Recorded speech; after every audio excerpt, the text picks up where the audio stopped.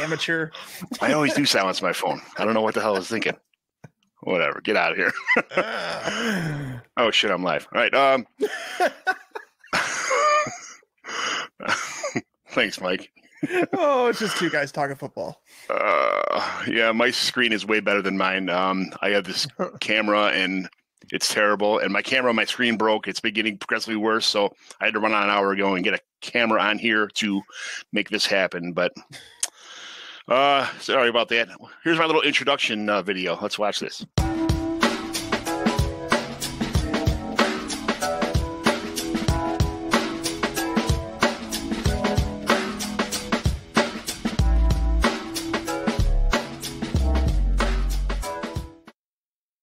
I get the weird feeling you're Irish or something. Isn't that cool to see the guy blink at the end? He's like, yeah, what's up, man?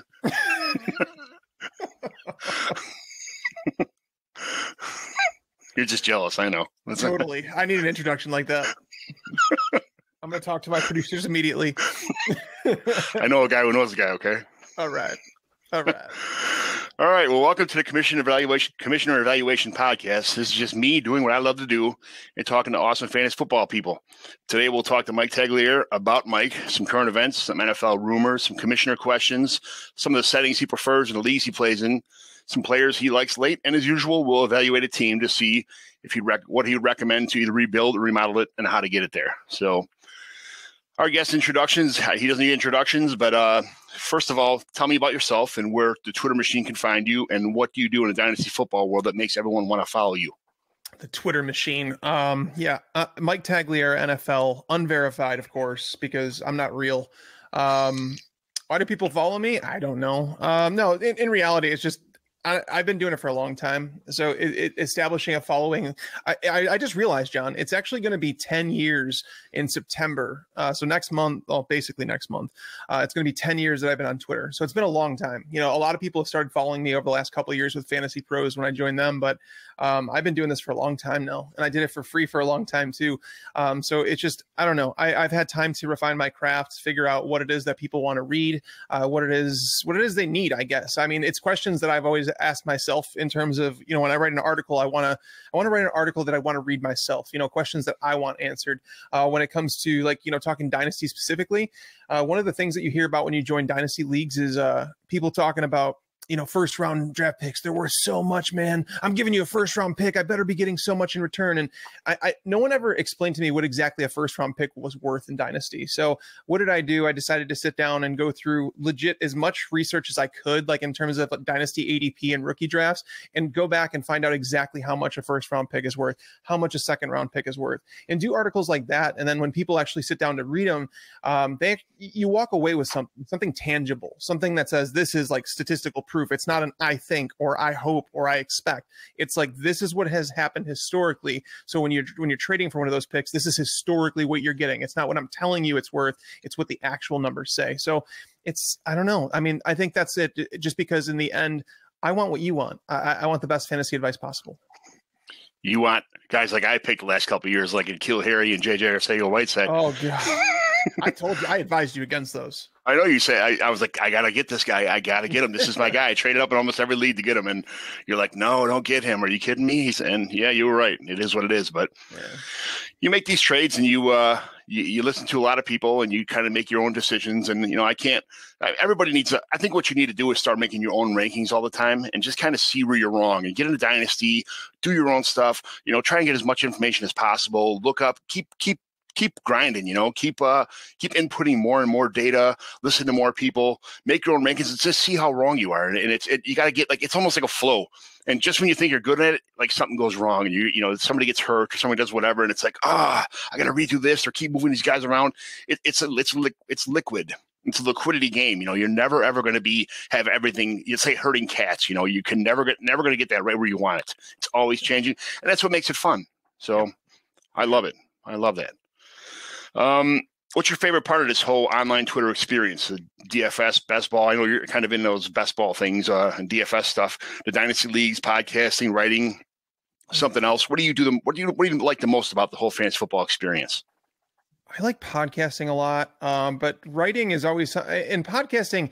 one thing that I've been trying to work on and like consciously pay attention to is I talk too fast a lot. Rich Rebar is another guy in the industry that both of us, whenever we get on podcasts, Ian Harditz does it now too, where we're guys that just talk too fast. We always want to get out so much information that we talk so fast.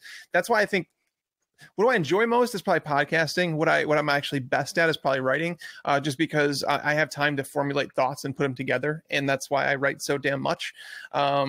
No matter what it is, whether it be, obviously the primer, whether it be a novel that I'm working on or articles throughout the off season, whatever it is, I'm always working on something. So, Jeff, I see you in the comments. I appreciate it, man. I'm doing good. I'm good. And as far as I can tell from the cardiologist, everything appears to be fine. And that it's like a one-time thing. So I'm doing good. But yeah, I guess I'd say podcasting, John, just because you get a chance to talk with other people, and I'm like a hermit, obviously doing this for a living. You just turn into a hermit because you're stuck at your computer all the time. But so I think that's why I think I like podcasting the most. I know what you go through and what you do and how many hours you put in.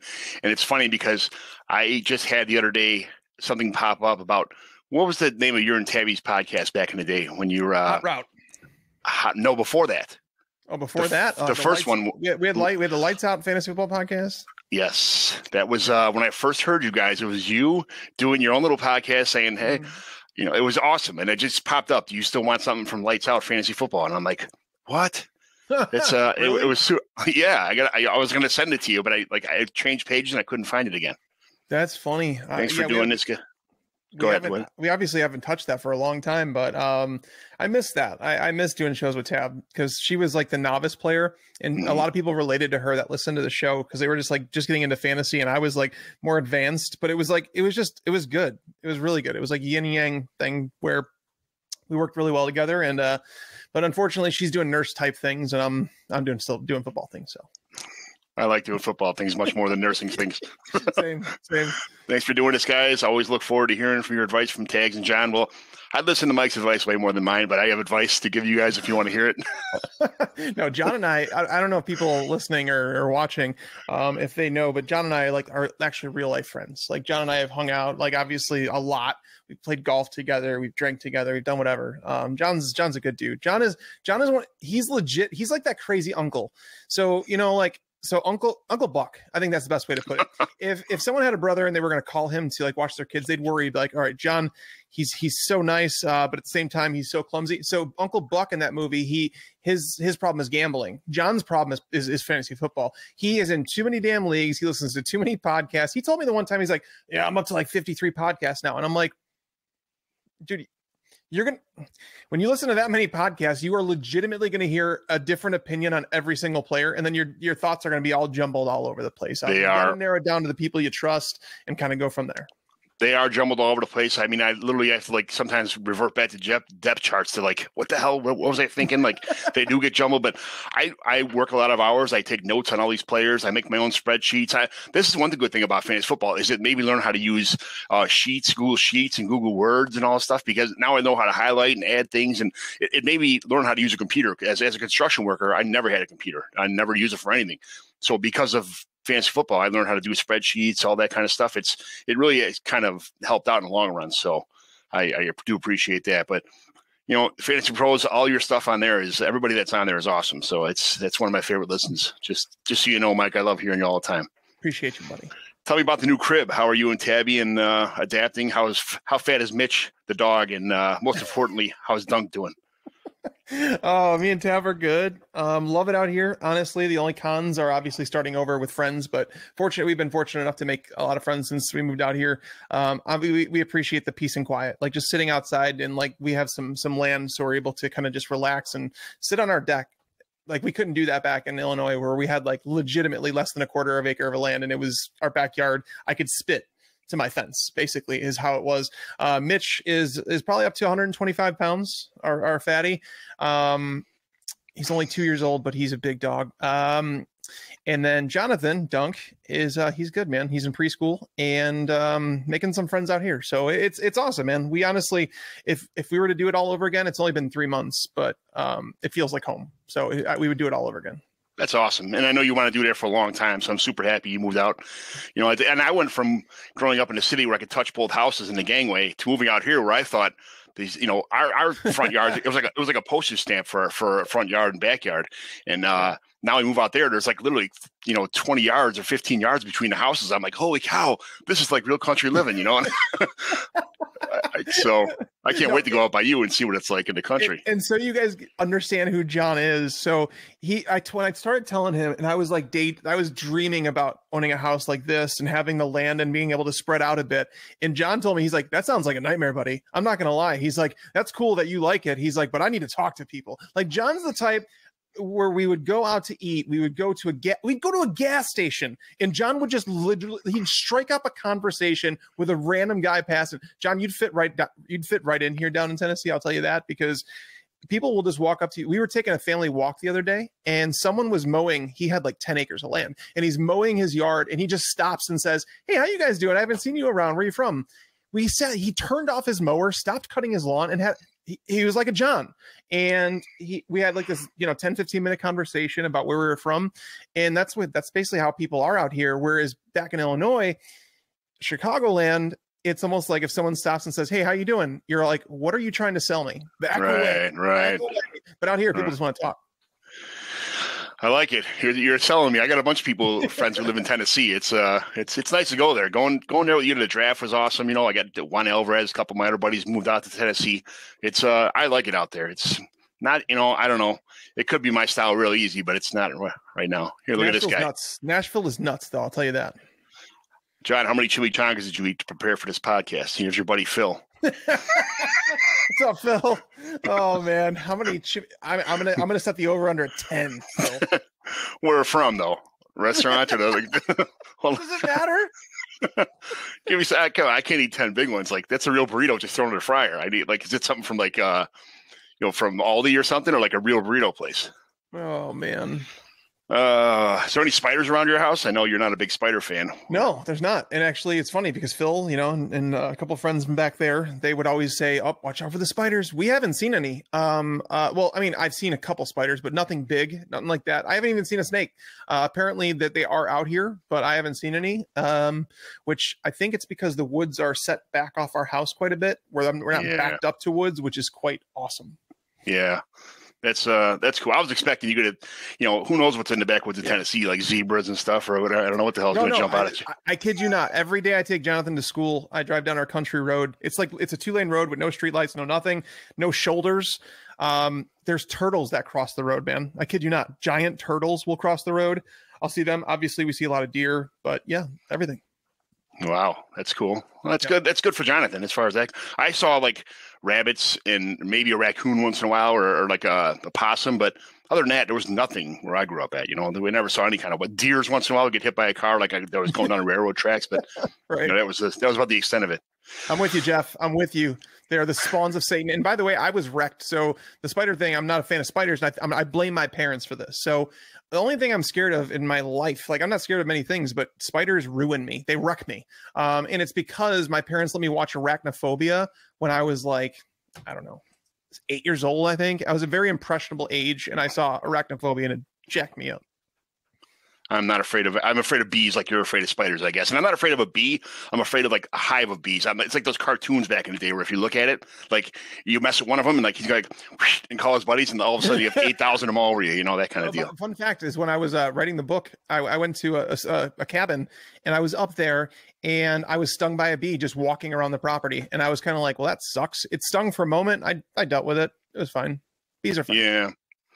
I had, I've been stung plenty of times. It doesn't really hurt that much. I mean, it feels like a pinch, but it is what it is. But yeah, really disappointed the way Twitter went after Yates about his ankle. About the Akers injury. Yeah, it was. I mean, honestly, I'm not a big fan of cancel culture. I hate it. People make mistakes. They do, and if they apologize, it great. It's just you have to ask yourself: is it worth being pissed at someone about it? And it's not. But Marcel has a draft question. Don't wait, man. Just shoot out your question, dude. We're here to talk to you guys. We're just talking football. Yeah. It's JD from Go District. I'm not sure if you met him before. Awesome guy, man. He runs this Go District. Our house is infested with baby spiders the last few days. That's not good. What would you do? No, that means there's a daddy spider. That means you need to move the F out or hire an exterminator, which, by the way, we like, I don't even mess around with that stuff. I pay someone to come and spray inside the house, outside the house. I want to be as bug free as possible. Yeah. What's your favorite hobby now? Or before fantasy football? Before you got into fantasy, what was your thing? I know some of these answers, but I'm just trying to kind of let people know the Mike Tagliere that a lot of people don't see. Jesus, I don't even remember life before fantasy football. Hobbies. I mean, I used to like play golf a lot, and I kind of stopped just because it's a frustrating sport because I was getting better than you. Just tell it. Obviously, no. It's a sport where if you stop practicing, if you stop working at it, you lose all the progress you made, and then you have to start over, and it's expensive, and it's just like it's a sport that I want to play, but it doesn't work. My new hobby is riding a motorcycle again, because I had a motorcycle back when I was young. I was 24, I think, when I had one. I had a crotch rocket. And I rode it for about a year and a half, and I sold it because I said I was going to kill myself on it. Because I got to the point where I stopped respecting the bike, and I never dropped it, never had any accidents with it. But it was just more, I started not to fear it. And that was the time I had to sell it. I was just too young and dumb. But now I have like a chopper style bike, and I enjoy riding that and, just cruising, not going fast. I don't want to go fast. I just want to cruise and go through the windy roads here. But outside of that, writing a novel, that's where I'm at. I want to finish that. I will tell you, John, I worked on it a little bit this weekend. I am currently at 78,000 words. Wow.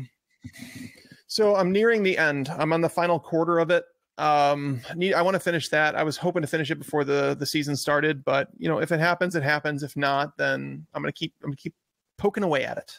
I remember when you just first started that, you were like, hey, I'm going to take my time and just write something I want to write. And, I can't wait for it to finally come out. But I heard that you made some new modifications to your car. How does Tabby like driving it? She doesn't.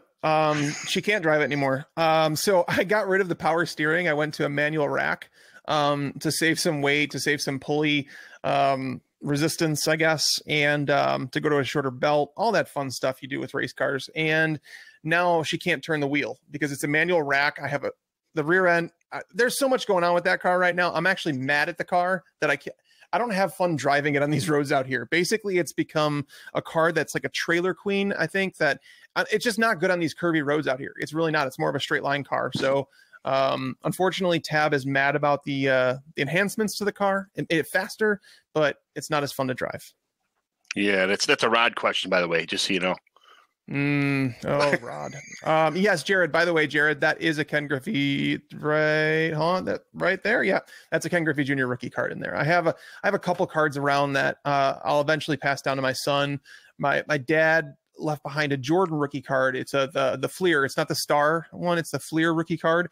That is sitting in a safe at my mom's house. That is like in a glass case. That's like this thick. It's ridiculous. Nice. Yeah. One more story. Tell me about this key lime pie story from Key West that everybody's talking about. Key lime pie story.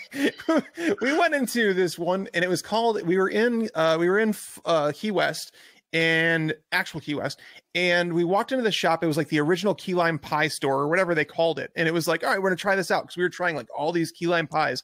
We were on vacation with friends, and we walked into this place, and the woman is telling us all about the key lime pies and what we should do and what we shouldn't do and this and that. And like, she's giving us advice, and we're like, we get some forks. And then all of a sudden she realized it was like 9 o'clock on the dot and it was time to close her doors. Before even giving us the forks, she goes, okay, bye. Like, she cut us off mid sentence. And it was just like, it was almost like I was talking to a John where, she was talking our ears off, and then it goes, okay, bye. And she literally walked around the counter and started pushing us out the door.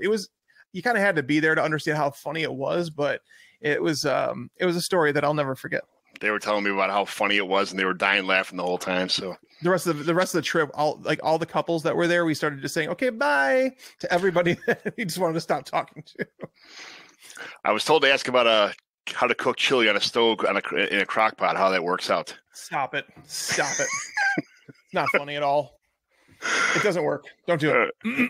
All right, back to fantasy football stuff. I got a lot more awesome stories I never knew about you from the last week or so from a lot of your friends, but I'm going to get in trouble, and they're going to get in trouble if I ask them all. Yeah, so I'm probably going to get in trouble too. Yeah. So how is are you in any rookie drafts right now? Who's your guy? Who's your favorite rookie to draft, and who you trading up to get the most in these drafts? If you trade, I'm more of a trader than you are. I know you don't trade, but Honestly, all my rookie drafts were done right after the draft. It's been so long, I almost forget who was in just rookie drafts. Because I'm so focused on redraft now. It's you go from rookie drafts, then you go into dynasty, and then you go into redraft. And I'm in redraft mode right now. But if I go to my rankings in rookie, I mean, I could tell you one of the players that was falling further than he should have was Devontae Smith. Devontae Smith was someone that people were obviously worried about his stature and that he was too small. But in the NFL today, the game has changed so much in a way that it's made it beneficial for players like him. Players like him are not going to take his biggest hits as like someone like Deshaun Jackson did back in the day. And Deshaun Jackson obviously made it work. Once he took a few big hits over the middle of the field, he stopped playing there. But Devontae Smith, it's not like Devontae Smith played at BYU and he dominated some crappy competition. No, Devontae Smith played at Alabama against the best cornerbacks that he possibly could. Their schedule is one of the toughest in college football. They knew what was coming every single time. He had Mac Jones throwing to him, which, by the way, people don't believe in Mac Jones, as we've heard on Twitter constantly. Right. Tua Tagovailoa, obviously, now that he's in the pros, he didn't look as good. But those are the guys he had thrown to him against that competition when those guys knew it was coming, and he's still dropping it on you. Like the dude I think he had more 3-touchdown games than he did 1-touchdown games during the 2020 college season. Devontae Smith's a baller. And the best thing about it is that if Jalen Hurts pans out, great. If he doesn't, that means the Eagles are going to be in a position to take a quarterback early in next year's draft, or they trade for Deshaun Watson, which is rumors that are happening right now. I don't necessarily believe it. I don't think that Deshaun Watson's getting traded. I don't think that a franchise can move 3 first-round picks and a couple other proven players for a player that's stuck in an investigation that has 22 pending cases. I can't see it. But Devontae Smith is a baller, and he's someone that I will wind up with I have him on a lot of my teams because, again, if I had the 7th or 8th pick, he was falling to that range, which I thought was stupid. Yeah, I've been getting right around the third round, beginning of third, right before the third. I've been trading for Amari Rodgers everywhere. If that's kind of where he's going in rookie drafts now this time, and I think that's a bargain where he's to get him over there. I kind of wait for. I don't have any picks. I trade them all away the year before, probably 2 years before it even come up. And when it's draft time and you see the guys you like on the clock and they're still available, I mean, you got to do what you got to do. So, how much did Amari Rodgers? You mentioned Amari Rodgers. How much does his stock tumble knowing that Rodgers is gone after this year? That'll be come up later in the conversation, but what happens if Rodgers they win and everybody makes up and he stays the last 2 or 3 years in Green Bay? I mean, I understand that right now he's just kind of like, hey, I still want to play. I did the best I could to get the GM fired. You guys didn't do it. I understand now that I'm not here, but what if they win? And what if they win a Super Bowl and the town just says, pay the man, give him whatever he wants. It's not about the money though, but he literally turned down a contract extension that would have made him, I think they said it was close to $50 million a year, and he turned it down because it's not about the money to him anymore. And reportedly, everything that's coming out is that Rodgers is going to come back to the Packers if they meet the certain stipulations that he wants. He said he wanted Randall Cobb. That's apparently one of those things, and that makes sense as to why the Texans traded for Anthony Miller this past weekend. If that's been in the making that they're going to move Cobb, not that the Texans matter. They should be trading everybody away that has any sort of value. But Rodgers also said one of those stipulations is that he is going to be gone after this year. That it's the last dance, and that's why him and Devontae Adams were posting that. Devontae Adams not going to do a contract extension. They could still franchise tag him, but Rodgers, basically the agreement is that this is his last year with Green Bay, and they're going to let him go to the team of his choosing. Yeah, I see that everywhere. Things change, though, man. People have better attitudes. People Not work Rodgers, things out. Dude. That dude holds grudges. Like, that dude doesn't talk to his own family because they did something back then. And that's the thing is, like, people are quick to jump on him for that. I'm not, because if he has something legitimate that he's mad at his family about, that's his thing. That's up to him what he's going to do. But that's what I'm saying. Rodgers can hold a grudge, and he will. Yeah, I know. You can't put yourself in those player situations. You don't know what they're going through, what's going on behind the scenes. You can't make decisions for somebody. You don't know how bad. I mean, we see how bad as a public, how bad they treated him. But that's just us seeing like what the Green Bay Packers are, what people are showing us. We don't really have no idea what's going on behind the scenes. So, let's see. What's your favorite Sunday afternoon munching food when you're glued to the TV watching Scott Hansen for the first games anyway, before you start writing? Oh, come on, it's pizza. And if anybody answers anything other than pizza, it's a wrong answer. All right, it's not chimichangas, Phil. No. All right. Some current events. Cam Akers tore his Achilles. Is it Darrell Henderson season, or who do you think? What's going to happen there? Who are they bringing in? Darrell Henderson appears to be the guy. The Rams came out afterwards and said that they're not actively pursuing anybody right now, but my guess is that they're going to wait to see what cuts are, because there's talks that the Patriots might cut Sony Michel. There's talk that the Broncos might cut Royce Freeman. There's a couple of running backs that could be out there that could create some competition. With that being said, Darrell Henderson was still drafted in the second round by this regime. They like Darrell Henderson. It's just a matter of they were moving on from Gurley, and it was the reason that I wasn't as high on Akers as some were this year, because I felt like Darrell Henderson was going to have a role in this offense and bigger than some people wanted to admit. Some people have also now said that is Darrell Henderson's upside even higher because he doesn't have a Darrell Henderson on the roster to compete with that Cam Akers did. But in reality, they're going to bring in somebody. I can't imagine that Xavier Jones is going to be the guy that they're going to trust with the number 2 job and then have Jake Funk behind him as the passing down back or something like that. So I definitely anticipate them signing another running back. The question is it someone of significance that can compete with Henderson? As of right now, and on top of, there was news that came out today that actually is very promising for Darrell Henderson. The Rams came out and said they will not play him in any preseason games. That's fantastic. Yeah. Because that tells you they want to protect him, that they're not worried about the reps. He knows the offense, that they're going to protect him. That tells me that they're going to plan for him as a starting running back. So Darrell Henderson, to me, is a tremendous value in drafts. I thought that he was going to move up into like the high 3rd round conversation, but he's been hanging around in like the 5th round. I got him last night in the Pros versus Joes draft. I think I got him at like 601 was where I drafted him, and I was ecstatic about it. I couldn't believe he fell that far. Yeah, that's good. That's good value, man. I mean, if you can get him, you get him there, that's great. No. How many running backs ever come back from an Achilles? Just honestly, if you look at the history of them, they don't. But at the same time, Achilles has been a killer for every position. And then what was it? It was Jimmy Graham, right? That he had the Achilles injury, and he actually came back and played decent with Seattle.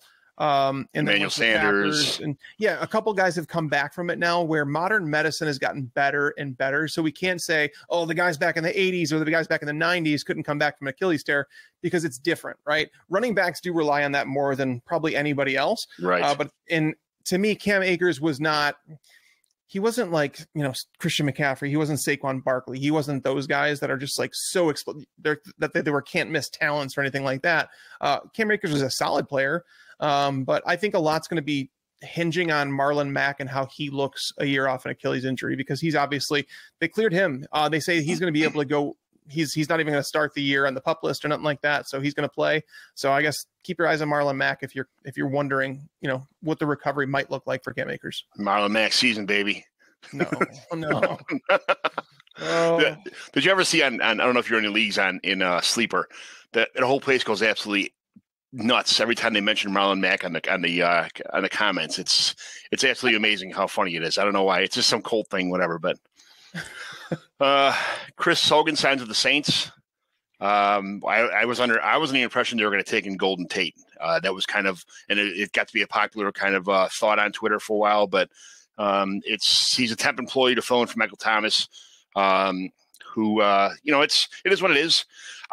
What do you think about Chris Hogan signing with the Saints to fill in the Michael Thomas role until Thomas comes back in 3 months or 4 months? Yeah, whenever he comes back. Some people are saying it's going to be like week 12. I don't know. It's all speculation right now. I thought it was going to be Kenny Stills. I thought the Saints should have went out there and signed Kenny Stills. He obviously has experience in the Sean Payton offense, but Chris Hogan, that doesn't do it. That doesn't move the needle. No.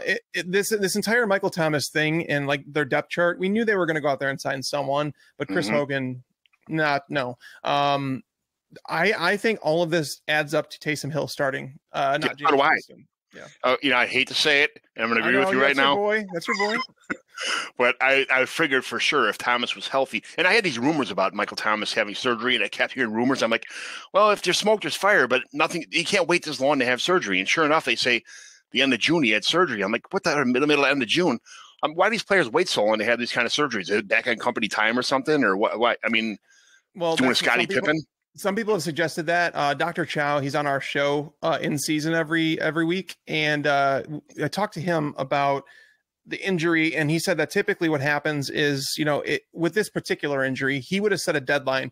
They knew after the season it was possible that Michael Thomas was going to need surgery. He said, I would have set a deadline to say, hey, if it's not better by X date, we're going to do this. And understanding the timetable that he would have set on an injury like this, it would have been back in March. He said the surgery should have been done back in March. He said he doesn't really know why it was put off until June, but hopefully more information comes out about it. I don't know. It's really tough to say because Michael Thomas, obviously he suffered an injury last year at the foot, ankle, and then tried to come back and it really just didn't work out for him. There's a chance of re-injury. It's coming. I think Dan Harris has talked me into just removing Michael Thomas from my draft board, and it's probably the right thing to do. Just because I think best case scenario right now is that he's back for week 7, but again, it's costing you a spot on your roster. I think it depends. If you have an IR slot in your redraft leagues, then Michael Thomas is worth a little bit more to me. And I'm willing to spend a draft pick on him because then he's not clogging up a roster spot. But even then, I still don't think I'm going to draft him until probably around the wide receiver 40 range. Yeah, that's tough. And then who knows how, even if he does come back week 6, week 7, he's not going to come back and be Michael Thomas 100% in his first day back. It's going to take him a while to get used to the offense. Taysom Hill did pretty good with him last year. So there's some hope anyway, but there was a scenario where Michael Thomas was going to see 200 targets this year. There was a chance for that. And now obviously it's not going to happen, but Traquan Smith, John, how do you feel about Traquan Smith? Because there's ranging opinions about him right now. Like I've seen him as high as wide receiver 33, as low as wide receiver 60. You know what? He's been somebody who's always been on people's radars. He's always been that guy. Hey, don't overlook Traquan Smith. Don't overlook Traquan Smith. Don't overlook this guy. He's going to be something. He'll be a great number 2, number 3, maybe. And I just don't behind Kamara. And now he's not going to fill in for Michael Thomas. He doesn't even play that. But I don't. I think he's like a wide receiver 5. There's no way he's a wide receiver 3 in any. Especially with the situation going on with Taysom Hill. I think they're going to bring in Taysom Hill now. And they're going to make this a ground and pound team, and just try to make Taysom Hill run and run the clock. But the problem is their defense isn't that good anymore. They used to have a pretty good defense. Now their defense is terrible, and I don't think they can play that ground and pound game. They're going to have to throw, but still, that doesn't make Traquan Smith a wide receiver 3 at all by any means. I believe that while Mike Thomas is out, Traquan Smith is going to be a wide receiver 4 that you could probably platoon with someone else, that you could probably say, okay, depending on the matchup that they're in, I could see playing Traquan Smith as a wide receiver 3, wide receiver 4, something like that. But once Michael Thomas comes back, Traquan Smith goes back to basically irrelevant. So therefore, drafting him as a wide receiver 4 doesn't make a whole lot of sense. For me, he's a wide receiver 5. That's where he fits in. Yeah, let's see. Teams are reporting to camp, so we're about to see a lot of things unfold on the depth charts, and hopefully not too many more injuries. Last year was brutal when the season started with all the injuries. People hate to see it. I hate when people root on people's fantasy football teams that are stacked. They're like, oh yeah, this guy had Saquon and CMC, and they both got hurt. Now he's going to lose the championship. Like those, that sucks. That sucks for anybody. It could be you. And these guys, they have a 5-6 year window in the NFL to make money, to live out their dreams, to do whatever. An injury like this, taking out a year, maybe 2 years of a kid playing his dream sports season. Don't ever root for injuries. I hate seeing that kind of stuff on Twitter and people making fun of other people as far as that goes. But it seems like Aaron Rodgers, this is what we were talking about before, seems like Aaron Rodgers and the Packers are headed for a 1-year deal. So one more to make a try deal. We talked about that already. Dak should be a full camp participant. Ronald Jones is the best running back in Tampa Bay. I see the reports yesterday and today. Your guy. Duh. I mean, it's anybody who watched the Bucs last year could tell you Ronald Jones is the best running back on that team. Playoff Lenny. Yeah. Playoff Lenny got his opportunity because Ronald Jones was hurt. That's it. It's Lombardi Lenny, first of all. Okay, so Lombardi Lenny. Nice. That's funny. OBJ says he's feeling good. I do not want any OBJ on any of my teams ever. Oh, stop it. So hold on, stop. So here's the thing: the hate on OBJ, has it been warranted the last couple of years? Yeah, obviously it's panned out in your favor, but he's being drafted in the 6th, 7th round this year. Okay, this is the same situation as AJ Green last year that I told people. It's not like you're investing a 3rd round pick in Odell Beckham anymore. a first, second, third. It doesn't matter. You're not drafting him there anymore. It's not like when you're in the 6th or 7th round, you're getting a player that you're guaranteed to get production out of. Those players are long gone by that point. Odell Beckham has literally showcased top 5 and a wide receiver upside in the NFL. Now, it's been a long time, granted, but in the 6th round, you are not losing your fantasy league because you drafted Odell Beckham in the 6th round. All right, I know fantasy is the big thing here, but don't you think the Browns looked better without OBJ last year as a team? Well, no, it's a question that people ask me because they're like, is it possible that the Baker Mayfield is better without Odell Beckham? And I said, no. There's no situation where a quarterback's going to be better without a top tier talent. It's the thing that happened was that Baker Mayfield caught on to Kevin Stefanski's offense. Now, because you've seen the growth as the weeks went on, and Baker, the way that he finished the season, it was a lot better than the way he started it. When he started it, Baker Mayfield looked bad. And I told people, I said, look, Beckham started the year, and I think he had like 10 targets against the Ravens, and he had like 1 or 2 catches. It was a terrible game. Yeah. So, and people were right away throwing Beckham under the bus. So I went back and I watched that game on Game Pass. I watched every single one of his routes.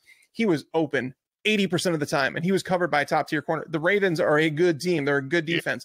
Yeah. Odell Beckham was still Beckham. Baker was missing him.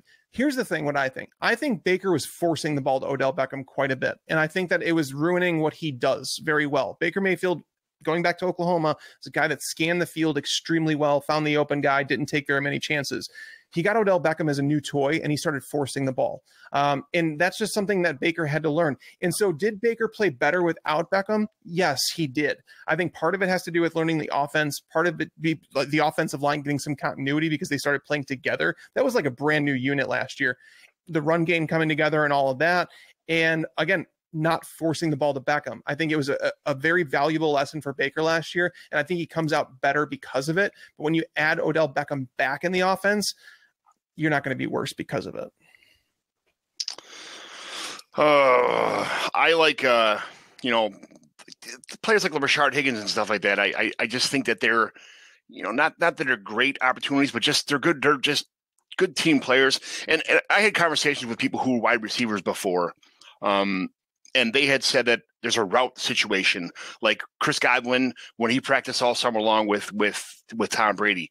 And Godwin didn't really stop on routes and make the same cuts that like the Hogans and the Edelmans and these guys. They didn't have these crisp. He more rounded his routes, and that's why they never had the exacts. They were never on the same page. They made things happen, but the timing was terrible. Now I wonder if that timing is ever going to be the same, just because of the fact that OBJ runs his routes and Baker throws his balls, and it's never going to be like that. They're never going to mesh because they're always not going to be on the same page ever. I want and on top of that, as soon as the game's over with, is Baker afraid that OBJ is going to go to the locker room and say, "Man, what the hell? Why did I only get 1 ball thrown at me? Or why did you throw me 15 balls and none of them I couldn't get? They're uncatchable." What? If something doesn't work, it doesn't work. I think those days are gone. I think Odell Beckham had a slice of humble pie this past season when he saw the Browns go to the playoffs without him in the lineup. Beckham has to realize he hasn't been that guy for 3-4 years. He has to kind of regain that mojo that he had. He has to regain that confidence. He can't demand those targets right now. And honestly, Odell Beckham has not been a bad teammate while in Cleveland. I know back in New York, there was a whole bunch of off the field stuff and him demanding I wanted to trade out. A lot of wide receivers are like that, and not everybody can be Julio Jones, which, by the way, Julio Jones basically said, I want out of Atlanta. So he eventually turned into that. So all wide receivers have to have some sort of alpha mentality if they want to be the guy, because that's part of it.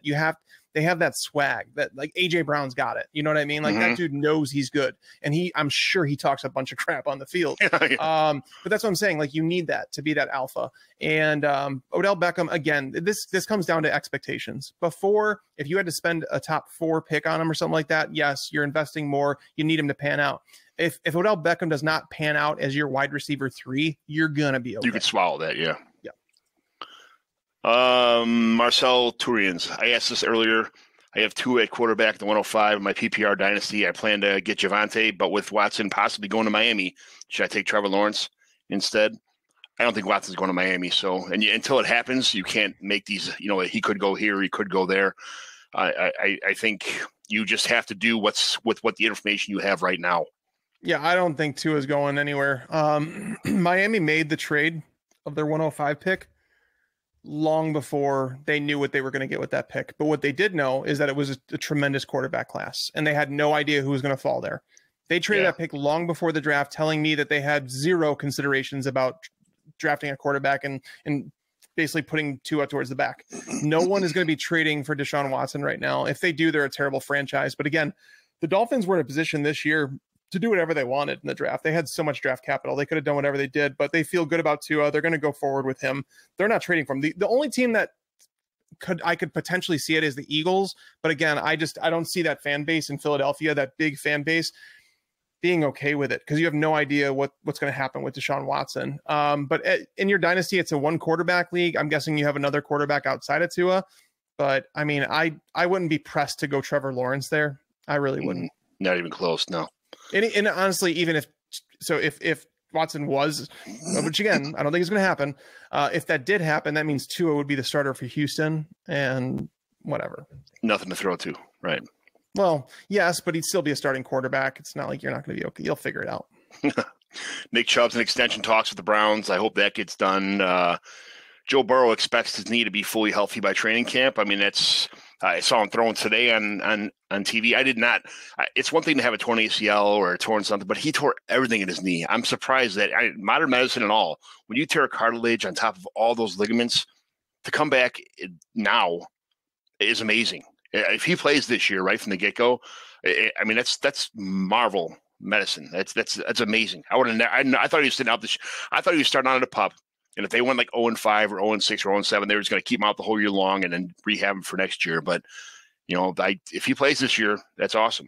You've seen that he's on the field and everything, right? I mean, as far as the reports are concerned, Joe Burrow.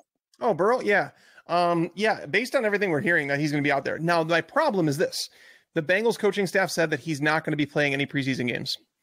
This is where my problem starts with the Bengals. If you go back to 2019, if you remember, AJ Green suffered his injury and they said it's going to be a couple weeks. And then it turned into, okay, it's going to be a month and then we're going to have him back. And then it came like, okay, it's coming time for him to return. All right, we're expecting one more week. Well, and then all of a sudden he shut down. Like, wait, what happened? You guys were telling us it was a couple weeks. Like, what happened? And it was like, that's a one-off scenario. And it's like, okay, there could have been some complications. There could have been something that popped up, whatever. And then fast forward to 2020, and then it was Joe Mixon. Joe Mixon gets hurt. Oh, he's day to day. We don't know what's going on. And then all of a sudden he's ruled out for that week. Okay. He's week to week now. Okay. And we're expecting him back no later than this. Next thing we know, Joe Mixon is shut down for the season. I don't trust the Bengals medical staff. No. It sounds terrible. And, the fact that we're not going to see Joe Burrow in the preseason makes me worried. I wanted to see Burrow out there. And honestly, it concerns me because you think about it, a player coming off an ACL. So I've talked to Tabby about this. She's a nurse. And she said coming off an ACL, it's just as much mental as it is physical. You have to be able to take that hit. You have to understand that you're going to get hit, that your knee is going to be as strong as it was before. And if Joe Burrow is not taking those hits in practice, which damn right, they're not hitting him in practice.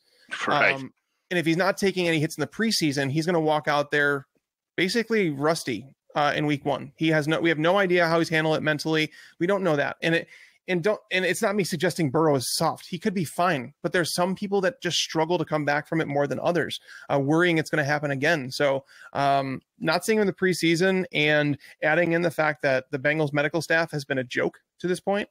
Mm-hmm. I'm not really interested in Burrow anyway. From a redraft standpoint, he's more of a streamer. Like I'll stream him if you want to grab him as like a platoon type player. Like you get Burrow and then you grab Stafford or someone like that. Okay, that's fine. But I'm not drafting Burrow as the QB 13, thinking I'm getting a top 8 quarterback, because I don't think you are. No, I honestly believe he's not going to play the first 6 games this year. I honestly think he's not going to play. So that's just me, but. Zach Moss is expected to be the RB1 this year. Overall, that's what I heard. Overall? That's what I'm hoping for anyway. So we'll see.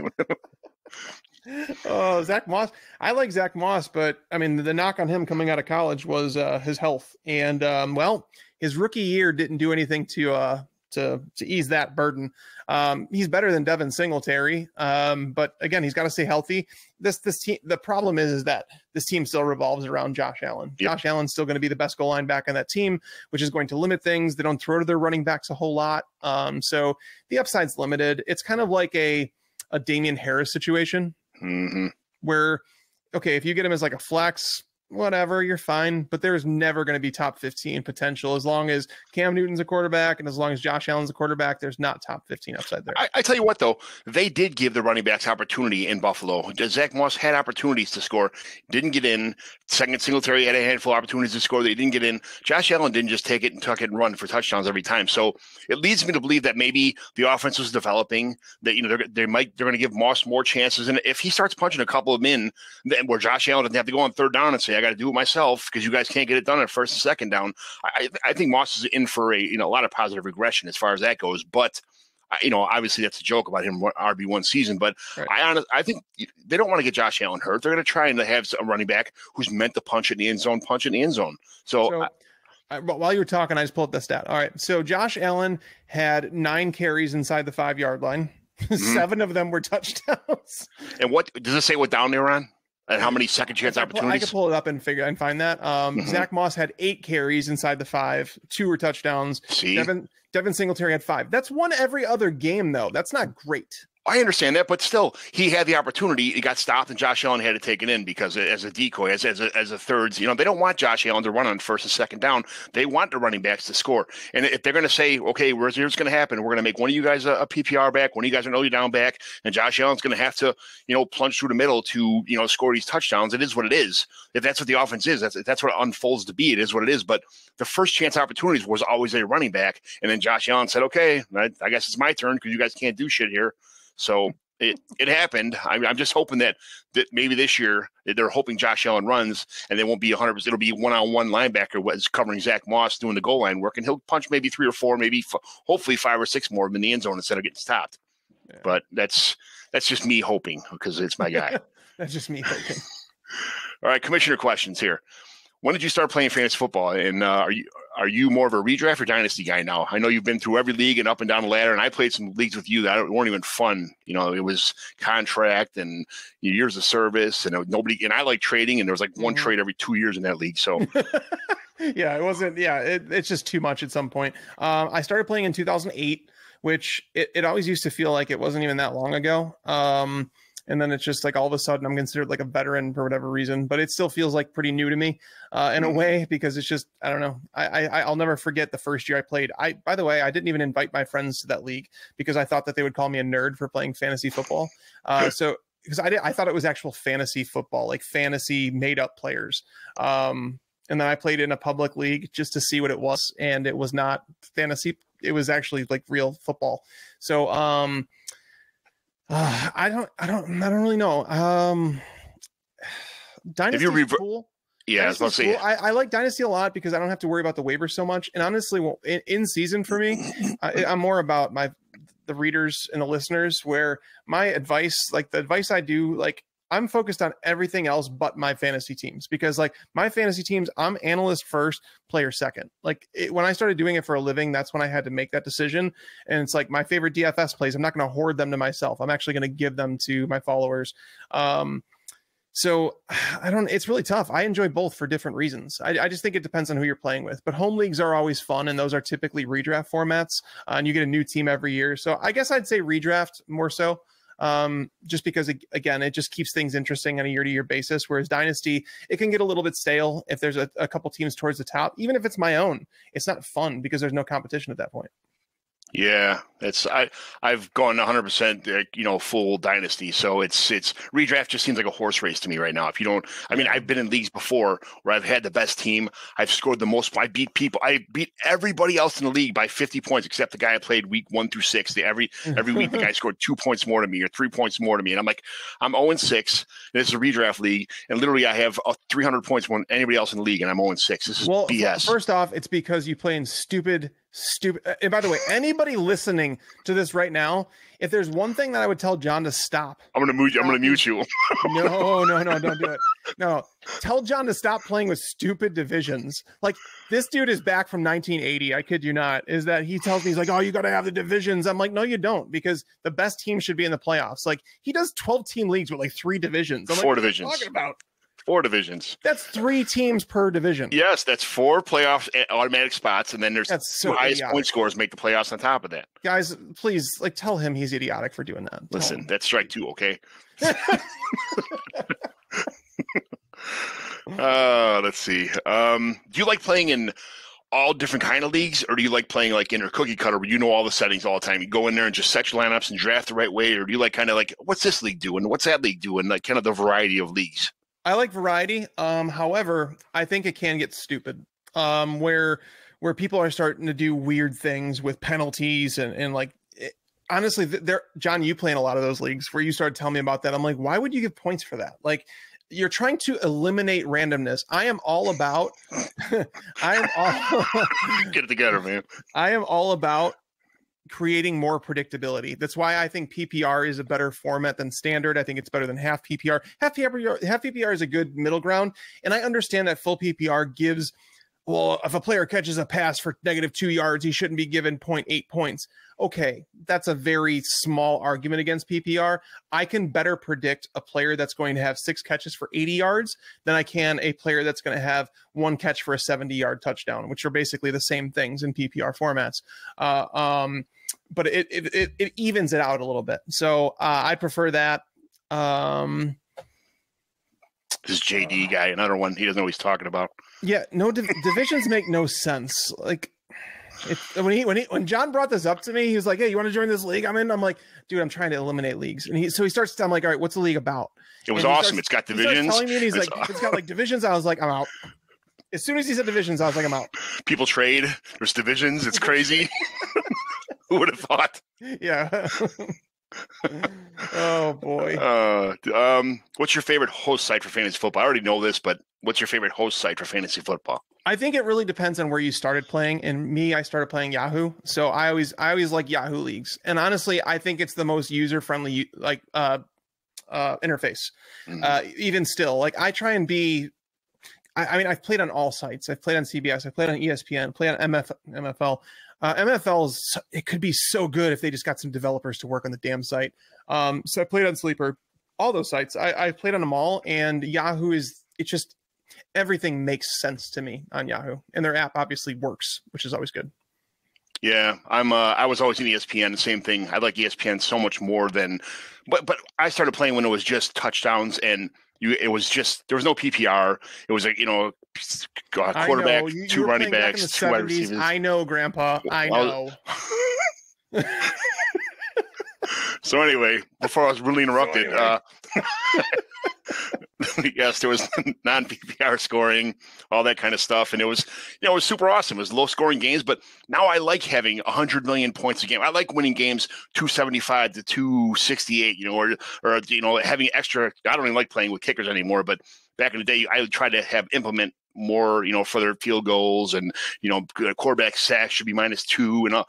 People hate scoring. I find the more and more leagues I join in, people hate scoring. They just hate scoring is okay, John. It's just the random crap that you want to throw in there does not need to be there. Do your homework and you'll be fine. Right. So that's the thing. That's the part with me that I'm always prepared no matter what happens, because I have my set of projections and I'm able to plug it in. Like legit, I did a draft last night that was pros versus Joes. It was a tight end premium, whatever. I did Scott Fishbowl, just it was not even a month ago now, where I was able to just take my projections, put them in a different spreadsheet, organize the scoring the way it's supposed to be done, spit it out, and then it just helps me create tiers from there is all. Mm-hmm. I love tiers.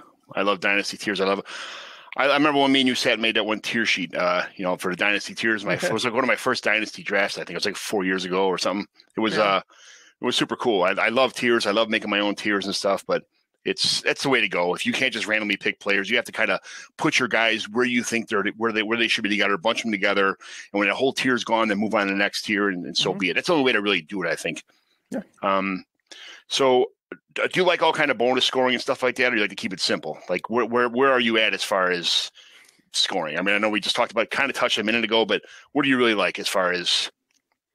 I mean, I could do with or without bonuses. Like if you start doing bonuses at 100-yard passing and then 200 yards passing and then 300 yards passing, it gets to be redundant and it's kind of dumb. It's just adding more value to that position. Well, let me go on that a little bit more, because I understand 100 and 200 and even the 300-yard passing game is kind of the norm now. It almost shouldn't be rewarded for. So what about 400, 500, 600? Like if you hit a 600-yard passing game, which I don't think it's ever happened, but like a 500-yard passing game, why should you get the same 1 point or 2 points, or no thing? What's no extra points at all for getting a 600-yard passing game?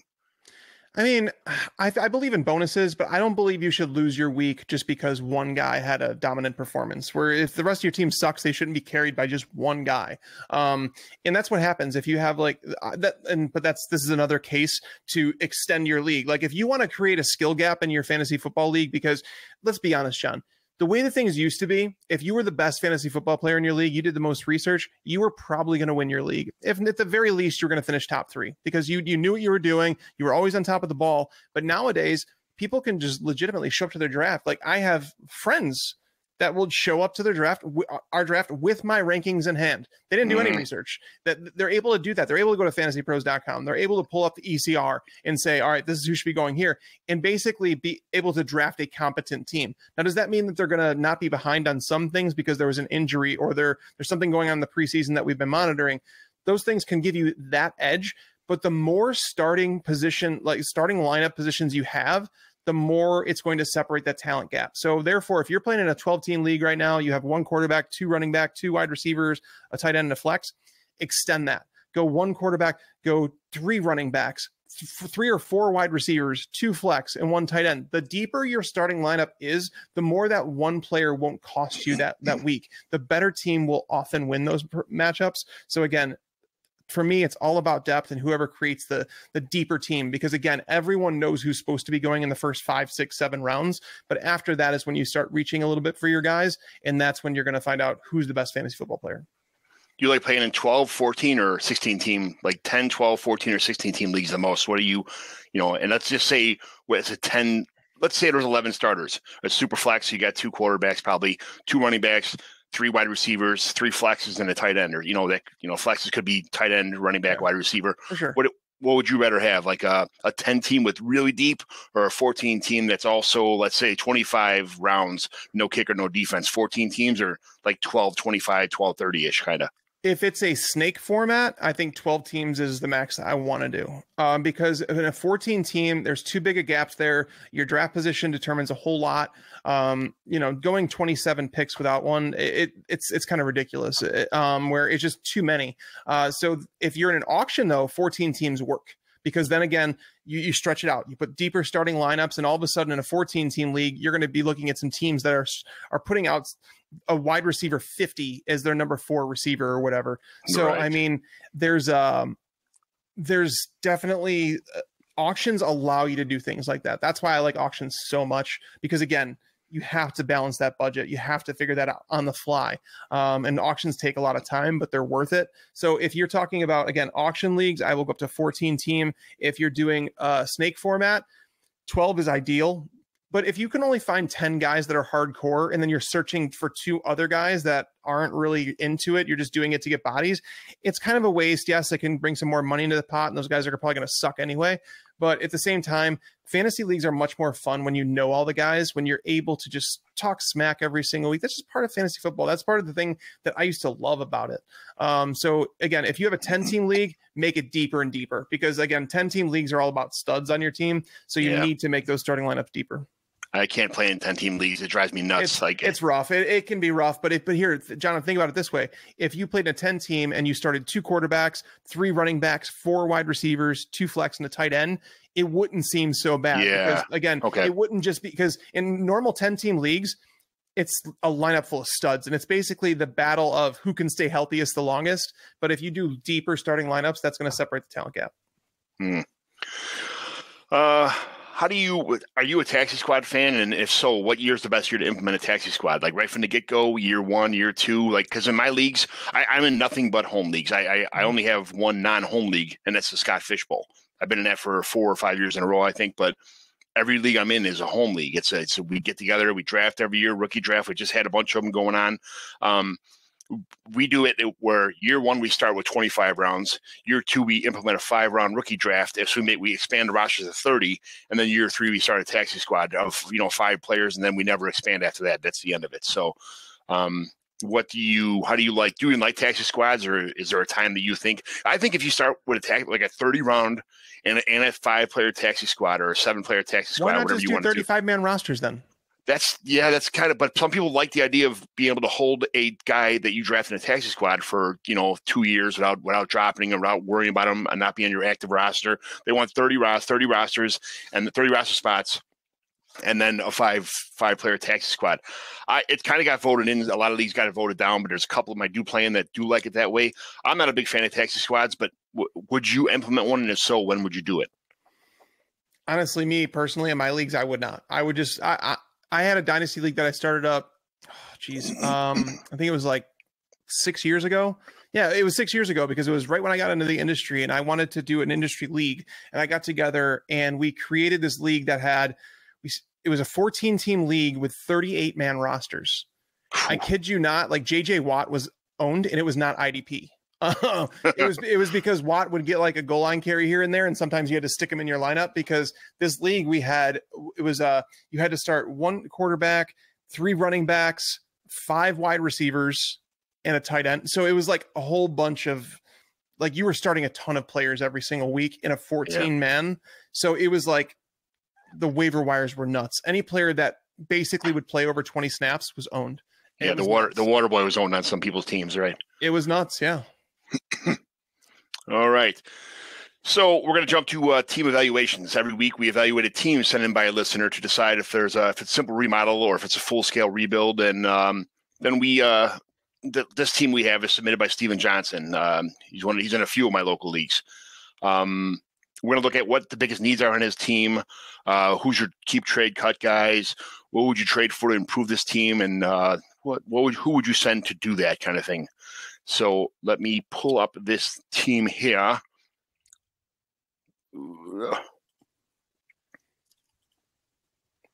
Whoa, we went down. Wrong. There's Kelly. Wrong one. There's my background screen thing. Yep. Share my screen. Make sure you close all windows, John. I don't want to know what you've been looking at. No. Okay. So here we are. I made this little spreadsheet thing that we were talking about before. All right. This is a Dynasty Superflex PPR tight end premium of 0.5. It's a full PPR.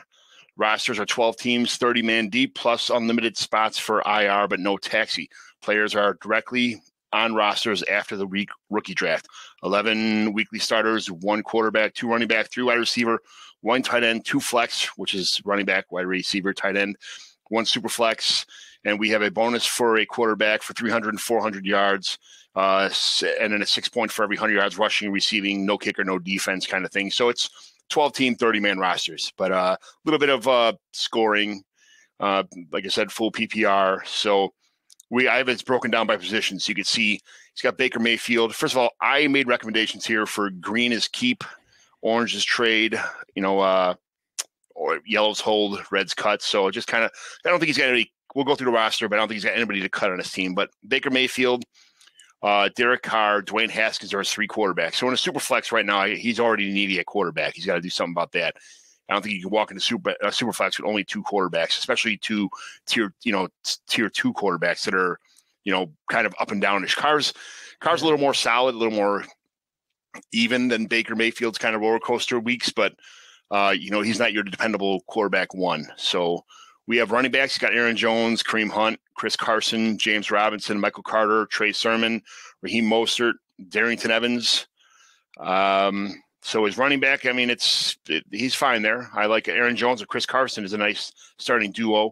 James Robinson, Kareem Hunt are, good flex players. Michael Carter, he could be the Jets RB1. I don't think he's big enough to be a full down back as far as that goes. But as far as in a PPR league, I think he's fantastic. He could be a fantastic player. Trey Sermon, that's a crowded backfield with a lot of passing options on his team. Mostert, I think his days are he's not going to fit well in this offense. I don't think. A lot of people love him. I don't. Evans is just sitting there waiting for a spot to happen. And we got the receivers, Michael Thomas, OBJ, Curtis Samuel, Devonta Parker, De'Ami Brown, Van Jefferson, John Brown, Antonio Brown, T.Y. Hilton, Anthony Schwartz, Keelan Cole, Brashard Perryman, Jalen Hurd, David Moore. And then we get tight ends, Darren Waller, Herndon, Jack Doyle, CJ Who's Your Mama, and Trey Kitty. So I kind of spit out a lot of names there. We could start at the top if you want to and kind of go through each individual position, or where would you like to start here? Yeah, I don't think this team's a contender right now. And I'm saying that like in Superflex, you need a stable one. Like I feel like you want a top 12 quarterback, and he doesn't have it. And Mayfield, he's a great QB2 to have, but does he have upside? I don't think so. He doesn't have much mobility for what. Like honestly, I thought he'd have a little bit more in the NFL. He hasn't. He's been a terrible rusher. In fact, he hasn't done a whole lot. This team revolves around the running backs, so they're not going to throw the ball a whole lot. So if he's not running the ball and he doesn't have a ton of volume, he's going to be stuck outside the top 12 quarterbacks. Limited upside. He's stable, which is solid. That's fine. Derek Carr, I'm worried about his stability because I think that at some point John Gruden is going to have to start blaming somebody, and I think he's going to pass it on to Carr, which is probably unfair because what Carr's been given to work with, Greg Olson as his coordinator is just the worst thing ever. I'm worried that they go to Mariota at some point this year. Yeah. I really am. Well, stop it. I love it. He's terrible. Dwayne Haskins says he's garbage. That's never going to happen. Are you going to give him a chance because he was immature and he started out immature and he's sitting on the sidelines getting autographs instead of paying attention? I mean, are you going to say like, hey, this kid didn't know what he thought he saw the lights? I think he got a big fat slice of humble pie. No, he fell in the draft a little bit more than people I think anticipated him to fall. And if anything, that was a reason. You know, a quarterback shouldn't need a reason to play in the NFL. He had opportunities. The Steelers, that offensive line is crap. It's so bad right now. Ben Roethlisberger is going to have the job as long as he wants it, basically, which is probably this year. This is probably the last year for him. But Haskins, I want to say that he's probably going to be gone off the team next year. Apparently, Mason Rudolph is still the backup quarterback. It's not even Dwayne Haskins. Aaron Jones, we have one more year of Aaron Rodgers there in Green Bay. So that's like a contend now type running back. So you can probably move. I love Aaron Jones, the running back. I think he's fantastic. However, if I don't think this team is going to compete this year, then you have to start thinking about, okay, what can I get for some of these players? Chris Carson, he's on a 2-year deal, but it can be a 1-year deal if the Seahawks cut him with only a $3 million cap hit after this year. That's a possibility. It's a very short-term running back. Kareem Hunt, he's a flex play, a guy that if Nick Chubb gets hurt, you could obviously plug in. James Robinson, I don't like. James Robinson was a sell before they drafted Travis Etienne, and he's a sell now. But what are you going to get? This he's not going to be. I don't think you could sell him because he's not for what he can produce for your team, especially beginning of this year. I think what you're going to sell him for, you're not going to be able to get true value, equal value for, or any kind of profit for him at this point. I disagree. Like, here's the thing: he's being drafted in front of Travis Etienne in redraft formats, which tells me that people believe that you're still going to get one more year out of James Robinson. I don't think that's going to happen. I have James Robinson outside my top 35 running backs, if I'm not mistaken. Maybe outside my top 30, but Travis Etienne's the best running back in that team. Yes, he is, and he should play right away. I don't really care that he's a rookie. It's a new coaching staff. They brought him in. They drafted him in the first round when they had tons of other needs. James Robinson is going to be lucky to get 12 touches a week. That's my opinion on him. I would sell him while you can, because some people are still think that they can get another year out of him. Maybe a contender. Michael Carter, solid, but as you mentioned, limited ceiling. Obviously, a fourth round running back. Typically, they don't go off. I like him as a talent. I think he's the best the running back on that roster, but do they add a running back next year in the draft? We don't know. Trey Sermon, good long-term asset. Raheem Mostert, having both of those that you could flip-flop, cool. Darrington Evans, fine. He's perfectly fine to have on your roster. But again, working down. Michael Thomas now injured this year. That's like, all right, well, are we in rebuild? We're probably going to hang on to Michael Thomas because his stock has dropped so much that you should not trade him. I would not be trading Michael Thomas right now. So again, that's going to hurt your team this year. So again, competing. Odell Beckham, the Browns, we've talked about the limited passing volume. I think he's going to be a perfectly fine wide receiver 3 and someone that's going to be a wide receiver 2 more often than not. I like him, and he's probably going to be good for another couple years. Curtis Samuel, Devontae Park. Like, I just don't see the star power to carry this team. Like, I believe that there's some solid pieces on it, but I don't see the star power. Me personally, I'd also be trading Darren Waller for a ton. Yeah. Darren Waller can net a lot in a trade right now. And it's not to say Darren Waller is not a superstar and that he's not worth a ton. He is, but when you're a team that's saying, all right, we're not going to compete this year, we might be a year or two away. I never want to say I'm giving up on this year and next year. You never do that. But if you can look at your roster and say, okay, be honest with yourself and say, I'm not going to compete this year. I'm not going to win a championship with this team. So unless I'm willing to trade future picks to try and compete this year, you have to say, all right, what are the players that only have a year or two left? And that's the players that we talked about throughout this, just to say, because Waller's getting up there in age a little bit. I know his career took a little bit to get started. So does that extend his career? It's tough to say. Can I ask you a question? What would you trade? Because obviously Darren Waller is probably the biggest asset on this team as far as right now. It's in a 0.5 or maybe even like a 0.75 PPR dynasty league. What would you trade Darren Waller for? That's to say, in a vacuum, not even this team, but what is Darren Waller worth? I was asked this at a draft the other day, and my answer, I want to hear what you had to say. I'm gonna pull it up real quick. I'm just gonna pull up my trade chart so I can look at it. So I do this every month, and I just pulled up the wrong one. I pulled up June, but it doesn't matter. Darren Waller, I have at 42. So if you're looking to trade for like a Deontay Johnson, I like Deontay Johnson as a future stud at wide receiver. He's someone that I would consider. You could probably get more. You could probably get Deontay Johnson and a pick or something like that if you wanted. But I like Deontay Johnson quite a bit. Someone like T. Higgins. Someone might be willing to give you T. Higgins for Darren Waller. Now you're closer. Now you're closer than Deontay Johnson. You don't like Deontay Johnson? It's not that I don't like him. I don't understand. It's a PPR machine. I like Deontay Johnson a lot. He'll be probably the number one receiver on his team as far as Steelers are concerned. But I don't think that he's worth Darren Waller by any means, and especially in a tight end premium. Waller's probably going to catch what? How many? What do you think? That's right. So I forgot this is a tight end premium. So obviously Waller carries even more weight. Yes. I was speaking more on like a regular league. So yes, I guess he would bump him up. So I would say probably in the T. Higgins, DJ Moore range. That's what I'd be looking to get for someone like Waller. You might be able to get more. It just depends, because I've been in tight end premium leagues where people overvalue tight ends. I think John is one of those people, if I'm not mistaken. No, but seriously, I think sometimes people overthink that, where it's like, okay, it's 1.5, PPR for tight ends, and it's like there was so much more. They're really not. I mean, they have more value, sure, but outside of the top tier guys, it's not so much that they're worth so much more. It's that there's only so many that you can have and rely on that get you that are going to score you mega fantasy points every week.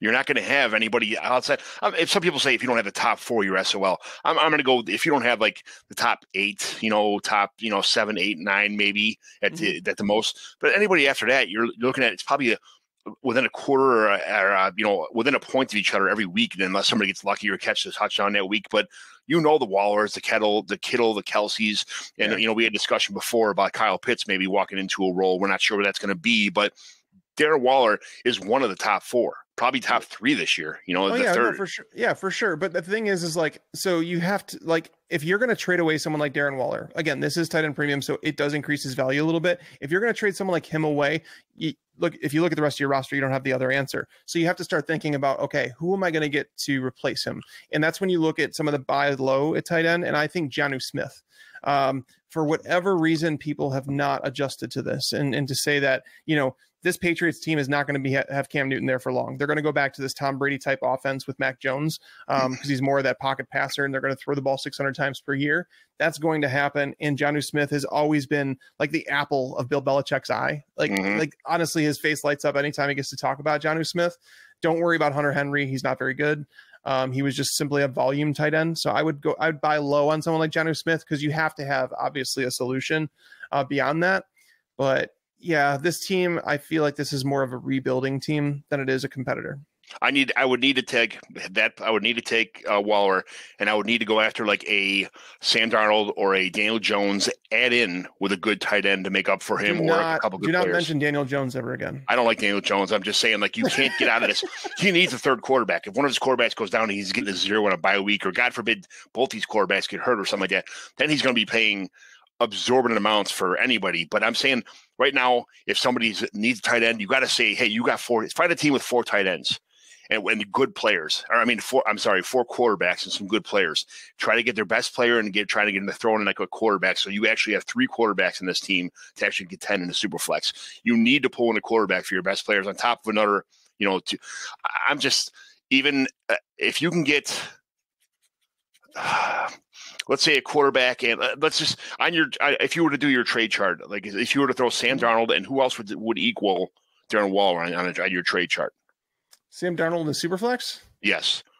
And Superflex tight end premium. That would take someone like, well, it's funny. I have like Myles Gaskin there. I need more than that. Juju Smith-Schuster, Deebo Samuel. I guess I'm greedy. I overvalue some players, but I would need a little more than that still. I'd probably have to see, someone's going to want Waller, so they're going to pay a little more for him too. I'm not the only person who likes tight ends. Oh, for sure. Yeah. Waller, a lot of people have him tight end 2 right now, over Kelsey or over Kittle. I'm not one of them, but I saw him. I saw Pitts, as far as number 2 and then Waller after him. And I was like, what? That's crazy. That's dumb. But, all right. Well, we kind of see that this is a little bit of a rebuild team. When you have to question like, hey, how close are you to winning? It's not, you're not looking at this team and being like, this is a glaring team. He's got it. And then on top of that, his 2022, he's only got a 4th and a 5th, and a 2023 3rd, 4th, 5th. Wait, that's it? I thought it was like, I thought those were additional picks he had. Oh, wow. No, those are the only picks he has. So he has no 2022 1st, 2nd, or 3rd. Oh, this team's in trouble. Yeah, so he's got I don't even know. I think maybe you just kind of I hate ever saying throw in a towel or rebuild, whatever, and it is what it is. But especially there's 2 or 3 teams in this league who are it's one of our home leagues. Actually, this is the roster from the league that you were, you put the stickers on the board for our first draft with James DeBrain and all them guys. It was so that it's this league we're talking about. We're in a couple years deep into it now, and this is where he's at as far as some trades. Everybody's made some bad trades in this league. I just made a terrible trade last week myself, but it is what it is. It's fun to play. I like making trades, and I like making chances, and thank God it's my cheapest league. But it's a fun league. It's great guys in this league, but there's a couple guys who are really P-Win Dynasty and Scott Sidlow's team are really ahead of everybody else here. So yeah. So, but okay, look, we kind of agree. I don't think this is. He may have a chance if he gets lucky, to win. Maybe win around in the playoffs or something like that. But I think he'll get buried as far as after that's concerned. And then he's got nothing for the future. So he's got to start looking towards getting some picks back, getting some, a third quarterback, trading Aaron Jones, I guess. If you're going to start getting rid of some of these guys, at that point in time, you're not going to win at all. So it's either try and win one more year and then hopefully get something from these guys if the year is panning out not your way. It's almost like a redraft team at this point in time. If you go the first, handful of weeks, if you lose 3 or 4 of your first 7 or 8 games, you're SOL and you might not make the playoffs. At that point in time, you have a fire sale and just get whatever you can as far as, trying to get the most. I'd send Aaron Jones to every team for what I dream I can get for him and see what people counter for as far as that goes and just keep going. But all right. So I love doing this every week. I love evaluating teams and kind of going through people's stuff and see where they're at. And this is this is why I love doing these podcasts for it. I love doing it. People like you who are, knowledgeable, know their stuff, can kind of rattle off the right answers and give people great, expectations of where they're at and what they should be doing. So I'm going to switch back to the main sheet over there. I saw.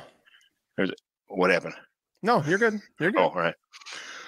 So that's This is my podcast. Thanks for jumping on it this week, man. It was awesome. I appreciate you taking time out of your busy schedule. And I'll see you next week. I heard you like being the big spoon in the hotel next week at the expo. Stop it. You're I'm gonna get you a rollout bed that I can put in the room for you. No, but it was fun, man. Like honestly, it's been a while since I've had a podcast where someone we literally just sat around and just talked like we were, like we do in person. Honestly, John and I, that's how it works in person. We do a lot of laughs, a lot of good times, and look forward to seeing you at the expo and hopefully other people too. I don't know if there's anybody in the listening that's going to be out there, but honestly, if you see me there, just come say hi. Because honestly, it's really cool to just meet everybody and talk to everybody. I remember the first FSTA I went to, just going around and introducing people. Like I went over and just walked up to Liz Loza and I was like, Liz, hey, I just want to say it's awesome what you're doing. Congrats on the Yahoo gig. And she was like, oh my God, she couldn't believe I knew who she was. And it was like, and then she invited me onto her podcast and, you start building relationships. So, just go and say hi to as many people as you can and start building those relationships. Yeah, everybody is nervous. Everybody's a little bit like, oh my God, this is so and so. You get a little starstruck sometimes, but if you keep going to these events and you keep meeting these people and keep saying hi and know them year after year, and even after you met them once, it's easier to talk to them on Twitter, and that's exactly what it is. And I love these kind of things. I love crowds. I love people. I love kind of doing all this stuff. So. This is I can't wait for the expo. There's 100 million people there that are going to be, they're super awesome, and on top of that, I get to spend a couple nights with you again, man. It's I miss you being a neighbor and being a friend, and I can't wait to see you again, man. No, it'll be awesome. I look forward to it, man. A couple weeks. So, all right, we are signing off. Hold on, you get to see my little thing again when I sign off here. So little thing again. Oh, your graphics. Don't be jealous. You get to watch it one more time, okay?